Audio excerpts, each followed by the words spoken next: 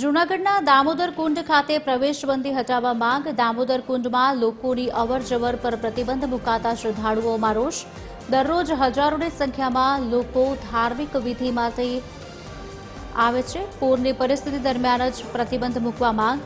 દામોદર કુંડનું જાહેરનામું રદ નહીં કરાય તો આંદોલનની ચીમકી પણ ઉચ્ચારાઈ. શહેરમાં દામોદર કુંડ, વિલિંગ્ટન ડેમ, જટાશંકર સહિત 37 સ્થળ પર પ્રતિબંધ છે. જિલ્લા અધિક મેજિસ્ટ્રેટે જાહેરનામું બહાર પાડ્યું છે. ચોમાસાની ઋતુને ધ્યાનમાં રાખીને આ નિર્ણય લેવાયો છે.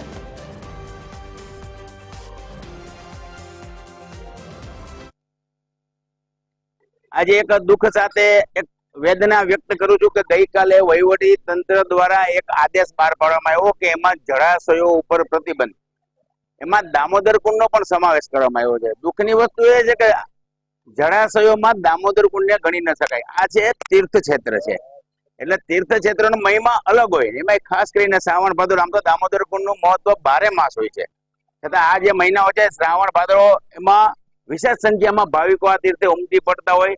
વહીવટી તંત્રે કઈ પણ જાણ્યા વજાણ્યા વગર, કઈ પણ પૂછ્યા વગર, કોઈની સલાહ સૂચન કર્યા વગર જે કઈ નિર્ણય લીધો છે એ દુઃખદ છે.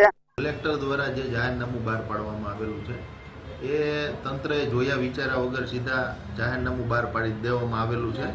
કારણ કે દામોદર કુંડ છે તથા જટાશંકર છે અને દાતાર છે, આ એવી જગ્યા છે જે પવિત્ર જગ્યા છે ને એ યાત્રાળુઓ આવતા હોય છે. અને એમાં ખાસ કરીને તો જે દામોદર કુંડ છે એમાં તો નરસિંહ મહેતા પણ રોજ સવારે સ્નાન કરવા આવતા. પછી એમાં પિતૃ તર્પણ થાય છે. હમણાં ભાદરવી અમાસ આવશે અને આ જે કુંડ છે એમાં અસ્થિ વિસર્જન પણ કરવામાં આવે છે. તો શું તંત્ર આ બધાને રોકશે? આજે સરકારશ્રી દ્વારા જે નિર્ણય લેવામાં આવેલો છે કે આપણે જુનાગઢની અંદર 37 સ્થળો છે ત્યાં જાહેરનામું આપેલું છે, લોકોને જવા પર પ્રતિબંધ છે.